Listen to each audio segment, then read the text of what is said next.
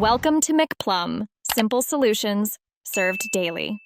You'll begin by selecting Microsoft XPS Document Writer as your printer. This creates a file instead of sending to physical hardware.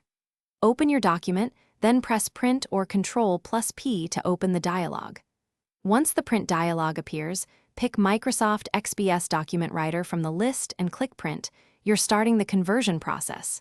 Make sure to set page range, orientation, and quality before you continue, so the output matches your needs.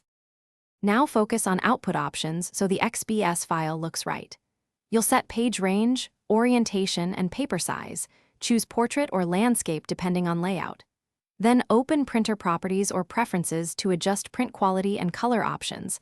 Higher DPI yields clearer results. Once configured, click Print and the Save as dialog appears. Choose a descriptive file name and destination folder. Make sure to include version info in the name if you expect revision. After saving, open the XPS file to verify layout, fonts, and image clarity. You want to catch problems early.